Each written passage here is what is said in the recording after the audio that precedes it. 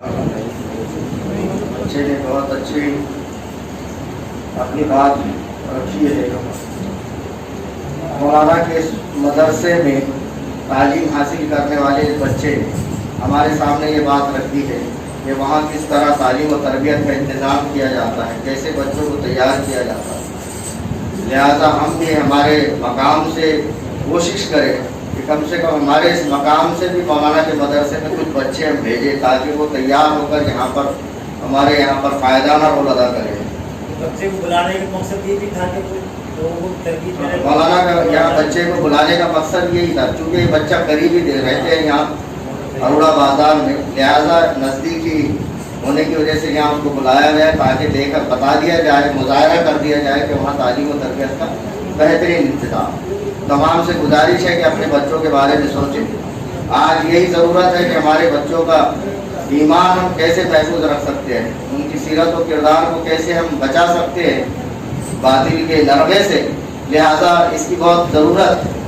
آئیے میں مولانا مفتی کلیم رحمانی صاحب سے مؤدبانہ گزارش کرتا ہوں کہ وہ آئے اور ہماری رہنمائی فرمائیں۔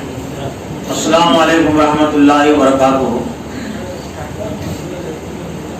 الحمدللہ نحمدہ ونستعینہ ونستغفرہ ونؤمن بہ ونتوکل علیہ ونعوذ باللہ من شرور انفسنا ومن سیئات اعمالنا، من یهد اللہ فلا مضل له ومن یضلل فلا هادی له۔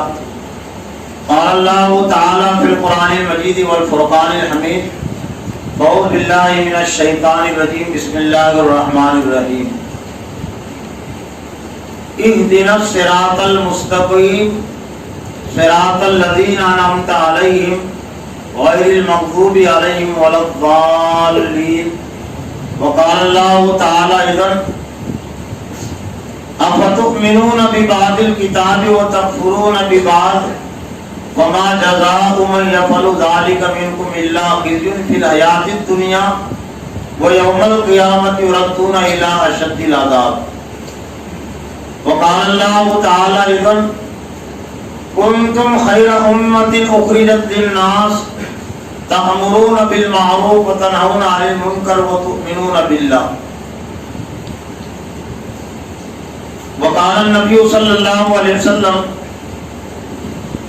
عن عائشہ رضی اللہ تعالی عنہا قالت سمعت رسول اللہ صلی اللہ علیہ وسلم من التمس رضا اللہ بسخط الناس کفاہ اللہ مؤنۃ الناس ومن التمس رضا الناس بسخط اللہ وکلہ اللہ الناس۔ وقال اذن لیاتین علی امتی کما اتی علی بنی اسرائیل حزب النار بالنار، او کما قال علیہ الصلوۃ والسلام۔ معزز محترم دینی بھائیوں، بزرگوں، نوجوانوں، خواتین، بہنوں اور بچیوں، ایک انتہائی اہم عنوان اور موضوع جس کو سننے کے لیے اس وقت ہم جمع ہیں اور کچھ احساس اور احتساب کے لیے بھی ہم اس موضوع اور عنوان کے تحت اپنی ذمہ داری کو ادا کرنا چاہتے ہیں۔ اس عنوان کی اہمیت اور اس عنوان کو ہم اپنے لیے بوجھ نہ سمجھے بلکہ اپنے لیے اجر ثواب کا، خوشی کا باعث سمجھے تو حضرت صلی اللہ علیہ وسلم کی ایک حدیث اس سلسلے میں ہمارے لیے معین و مددگار بنے گی۔ وہ حدیث حضرت صلی اللہ علیہ وسلم نے ایک صحابی رسول حضرت ابو ذر رضی اللہ تعالیٰ عنہ کو نصیحت کرتے ہوئے کہی تھی، جو قرآن کی فضیلت کے عنوان سے بھی تعلق رکھتی ہیں اور دین کی تعلیم اور تربیت کی فضیلت اور اہمیت سے بھی تعلق رکھتی ہے۔ نسائی اور ابن ماجہ شریف کی یہ حدیث ہے، یا ابا ذر لعن تغدو فتعلم آیت من کتاب اللہ تعالی خیر لک من ان تصلی 100 رکعۃ۔ اے ابو ذر، تو کسی دن قرآن مجید کی ایک آیت کا علم حاصل کرے تیرے لیے 100 رکعت پڑھنے سے بہتر ہے.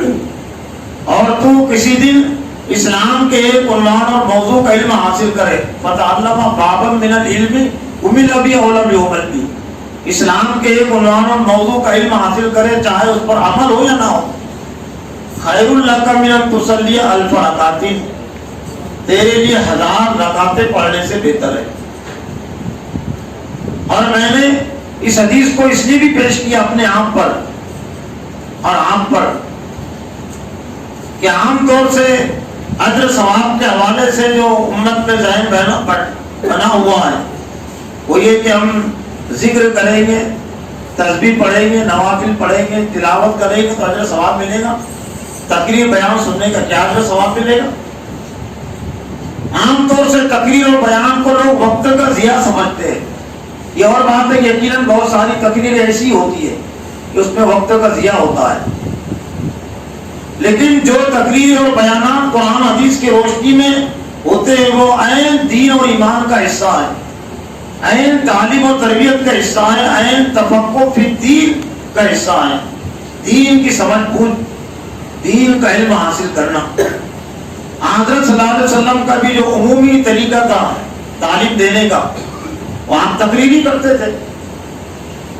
کم صحابہ اکرام قرآن مجید کو دیکھ کر پڑھ سکتے تھے، لیکن سب کے سب صحابہ اکرام عالم قرآن تھے. وہ قرآن مجید کو پڑھنے والے تھے، سینوں میں محفوظ رکھنے والے تھے. تو سماعت قرآن، سماعت علم بھی علم کا ایک اہم ذریعہ ہے. تب اس فرمان رسول کے مطابق جب یہ اجتماع ختم ہوگا تو میرے بھی نامہ اعمال میں، آپ کے نامہ اعمال میں کئی ہزار رکعتوں کا اجر ثواب درج ہو چکا ہوگا. قرآن مجید کی جتنی آیتیں آئیں گی اس کا مفہوم مطلب پیش کیا جائے گا تو ہر آیت کے مفہوم مطلب پر 100 رکعتوں کا اجر ثواب میرے لیے بھی آپ کے لیے بھی. اور اسلام کے 2 عنوان اور موضوع پیش نظر ہیں. امت مسلمہ کے عروج کے اسباب، بلندی کے اسباب، ترقی کے اسباب کیا ہے، اور امت مسلمہ کے زوال اور پستی کے اسباب کیا ہیں. ایک طرح سے 2 عنوان اور موضوع ہے. تب 2 اسلام کے اہم عنوان اور موضوع ہیں تو فرمان رسول کے مطابق 2000 نفل رکعتوں سے زیادہ اجر ثواب ہم کو حاصل ہوگا اس اجتماع میں بیٹھنے سے. لیکن اس سلسلے میں جو اہم بات ہے وہ یہ ہے کہ انما الاعمال بالنیات، اعمال کا دار و مدار نیت پر ہے. دین کے عنوان اور موضوع کو سمجھنے کے سلسلے میں ہماری جتنی مضبوط نیت ہوگی، مضبوط ارادہ ہوگا، یکسوئی ہوگی تو اتنا ہی زیادہ اجر ثواب ہم کو ملے گا. تو یہ عنوان اور موضوع یکسوئی بھی چاہتا ہے، سنجیدگی چاہتا ہے، غور و فکر چاہتا ہے. بطور تمہید کے میں نے مناسب سمجھا کہ علامہ اقبال رحمۃ اللہ علیہ کی نظم کے چند اشعار جس کو علامہ اقبال رحمۃ اللہ علیہ نے امامت کے حوالے سے پیش کیا کہ اسلامی امامت کیسے قائم ہوتی ہے، یا اسلامی حکومت اور اسلامی بلندی، اسلام کی بنیاد پر ترقی اور بلندی امت مسلمہ کو کیسے حاصل ہوتی ہے اور کب حاصل ہوتی ہے. تو علامہ اقبال رحمۃ اللہ علیہ نے چند اشعار میں اس کا پورا نچوڑ و خلاصہ پیش کیا اور کلیات اقبال میں ان اشعار کو سمجھایا گیا، پیش کیا گیا حقیقت امامت سے. حقیقت امامت کا عنوان قائم کیا علامہ اقبال نے. تو نے پوچھی ہے امامت کی حقیقت مجھ سے، اے مسلمان، اے امت مسلمہ، تو نے پوچھی ہے امامت یعنی سربلندی، سربراہی کی حقیقت مجھ سے. حق تجھے میری طرح صاحب اسرار کرے، حق تجھے میری طرح، حق یعنی اللہ کی ذات، میری طرح صاحب اسرار کرے، پوشیدہ باتوں کو جاننے والا. اسلامی امامت اور امارت کو سمجھنا اتنا آسان نہیں ہے، یہ بہت گہرائی کی چیز ہے. بہت گہرائی کی چیز ہے.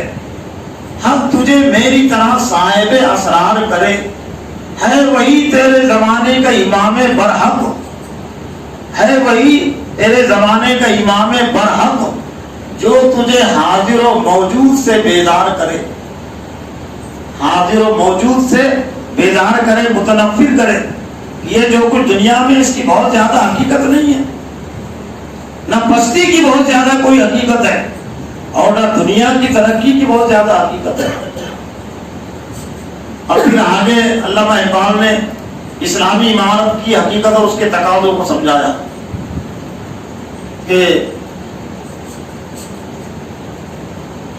دیکھ احسان سے ضیا تیرا لہو گرما دے، دیکھ احسان سے ضیا تیرا لہو گرما دے، فقر کی سان چڑھا کر تجھے تلوار کرے، موت کے آئینے میں دکھا کر، موت کے آئینے میں تجھ کو دکھا کر رخے دوست، موت کے آئینے میں تجھ کو دکھا کر رخے دوست، رخے دوست کہتے ہیں دوست کا چہرہ. تو موت کے آئینے سے گزرنے والی، یہ گزرنے کا تقاضا کرتی ہے اسلامی امامت اور عمارت کہ قدم قدم پر موت ہوتی ہے، ہلاکت ہوتی ہے، بربادی کے اندیشے ہوتے ہیں، ناکامی کے اندیشے ہوتے ہیں. موت کے آئینے میں تجھ کو دکھا کر رکے دوست، زندگی تیرے لیے اور بھی دشوار کرے، زندگی تیرے لیے اور بھی دشوار کرے. اور پھر جہاں پر علامہ اقبال نے اس نظم کو ختم کیا، ایک طرح سے پوری نظم کا نچوڑ و خلاصہ پیش کیا.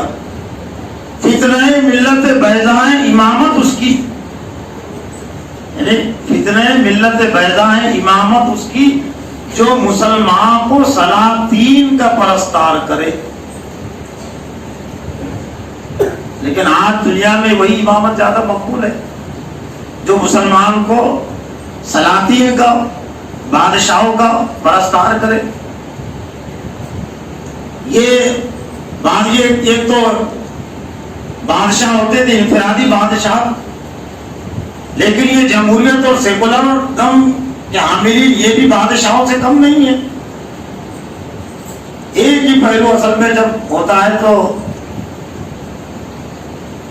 انتہا اسلام میں انتہا نہیں، امت مسلمہ کا جو تعارف ہے وسطاً لتکون درمیانی امت. تو بادشاہوں نے دنیا میں ظلم و ستم کیا، تو بادشاہ شرک ہے، بادشاہ پرستی جائز نہیں ہے. تو اس کو اتنا زیادہ کہا گیا اور اس کا زیادہ پیش کیا گیا کہ سب کچھ اور سب سے بہتر چیز وہ عوام پرستی کو سمجھ لیا گیا، جمہوریت پرستی کو سمجھ لیا گیا کہ سب سے بہتر چیز اور سب سے خوش آئند چیز اور مشکلات اور پریشانیوں سے بچانے والی چیز وہ عوام پرستی ہے. تو عوام پرستی بھی شرک ہے اور بادشاہ پرستی بھی شرک ہے کھلے طور سے. مومن خدا پرست ہوتا ہے لیکن اس کو کوئی شرک سمجھتا ہی نہیں. اور پھر اس میں جماعتوں کی علماء کی جو کوتاہی ہوئی ہے کہ انہوں نے بادشاہ پرستی کو بھی شرک قرار دیا، جبکہ عوام پرستی بھی وہی شرک ہے. وہ بھی شرک ہے نا کہ لوگوں کو راضی اور خوش کرنے کی کوشش، اور زیادہ لوگ کیا پسند کر رہے ہیں، زیادہ لوگ کیا چاہتے ہیں، تو یہ بھی شرک ہے.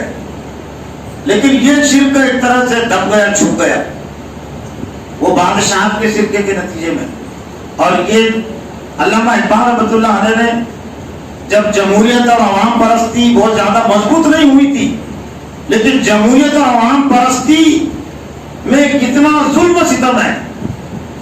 بادشاہوں کے ظلم کی حد تھی، بادشاہ اتنا ظلم نہیں کر سکتے، اس لیے کہ ظلم کرنے کے لیے بھی کچھ تنظیمیں چاہیے، جگہ جگہ تنظیمیں چاہیے. اس لیے دنیا کی تاریخ بتاتی ہے کہ بادشاہوں کا ظلم محدود تھا، وہ بہت زیادہ ظلم نہیں کر سکے. ظلموں کو ختم کرنے کے لیے لوگوں میں سے، امت میں سے بھی بہت سارے گروہ کھڑے ہوئے. لیکن یہ عوام پرستی کا جو ظلم ہے، یہ جمہوریت پرستی کا اور سیکولرزم پرستی کا جو جرم ہے، تو ان کی شاخیں اوپر سے مرکز سے لے کر نیچے تک ہوتی ہے. دہلی سے لے کر گلی تک یہ عوام پرستی کی جڑیں مضبوط ہوتی ہے. بادشاہوں کے ساتھ ایسا نہیں تھا. کچھ چند سرکاری ملازمین ہوتے تھے اور جب وہ دیکھتے تھے کہ عوام زیادہ خلاف ہے تو وہ بھی خاموش ہو جاتے تھے. لیکن تنظیمیں بنی ہوئی ہے نا, یہ عوامی بادشاہوں کی تنظیمیں بنی ہوئی ہے. اس لیے علامہ اقبال نے سمجھ لیا تھا کہ یہ جو بات عوامی جو عوام پرستی کی جو حکومتیں, جمہوریت پرستی کی جو حکومتیں ہیں, یہ بہت زیادہ ظلم و ستم ڈھانے والی ہے. تو نے کیا دیکھا نہیں مغرب کا جمہوری نظام, چہرہ روشن اندرو چنگیز سے تاریخ تک. چہرہ روشن, یہ برائے دکھنے کو لکھتا ہے کہ کیا عوامی حکومت, کیا جمہوری حکومت, چہرہ روشن اندرو چنگیز سے تاریخ تک. اور ابلیس کی مجلس شورا میں پھر علامہ اقبال نے سمجھایا کہ ایک مشیر اندیشہ ظاہر کرتا ہے یہ عوامی دین سے, عوام پرستی سے, جمہوریت پرستی کے اس کا خطرہ کہ بادشاہوں کے لوگ خلاف ہو گئے, بادشاہوں کے باقی ہو گئے, تو اب ہمارے دین کا کیا ہوگا؟ یہ بادشاہوں کے ذریعے سے ہمارا دین چلتا تھا, اب بادشاہ ختم ہو جائیں گے تو ہمارا دین خطرے میں ہے. تو ابلیس نے اطمینان دلایا کہ ہم نے خود شاعر کو پہنایا ہے جمہوری لباس, ڈرنے کی ضرورت نہیں. ہم نے خود بادشاہی کو جمہوری لباس ہم نے پہنایا. جب ذرا آدم ہوا ہے خود شناس و خود نگر, جب آدم میں ذرا سوچنے کی صلاحیت پیدا ہو گئی آدمیوں میں کہ ہم بھی کچھ ہیں, ہماری بھی چلنی چاہیے, تو ہم نے پھر بادشاہی کو جمہوری لباس پہنا دیا. دیو استبداد جمہوری قبا میں پائے خوب, تو جسے سمجھتا ہے آزادی کی نیلم بری, آزادی کی نیلم بری جسے تو سمجھتا ہے, لیکن اس میں دیو استبداد سختی کا دور دیو. اور عرب کی صورتحال, افغانستان کی تھوڑے دنوں کی پہلے کی صورتحال اس کی واضح دلیل ہے نا. یہ افغانستان پر جو بمباری کی گئی تو جمہوری نظام کے تحت ہی کی گئی نا, جمہوریت نوازوں نے, جمہوریت کے عاملین نے آبادیاں کھنڈروں میں تبدیل کر دی, بم برسا دیے. عربوں میں عرب کی آدھی سے زیادہ آبادی جو تو کھنڈر میں تبدیل کر دی گئی.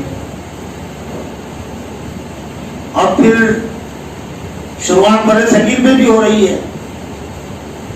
سوچے تو, اور میرا اپنا احساس یہ ہے کہ ہندوستانی سیاست میں جو بلڈوزر کا نام ایجاد ہوا ہے اور کچھ کردار ایجاد ہوا ہے تو بہت دیر تک چلے گا اور بہت دور تک چلے گا, لیکن اس وقت تک چلے گا جب تک امت مسلمہ میدان سیاست میں قرآن کی طرف اور اللہ کی طرف رجوع نہیں کرتی.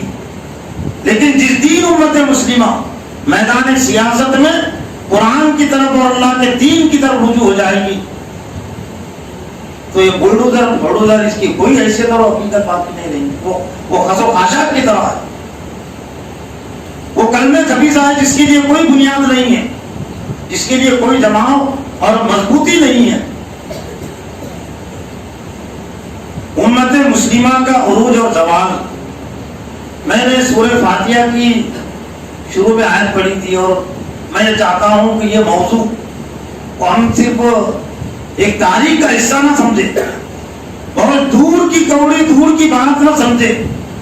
اللہ نے امت مسلمہ کے عروج اور زوال کو روزانہ کے 5 اوقات کے اجتماع میں شامل کر دیا.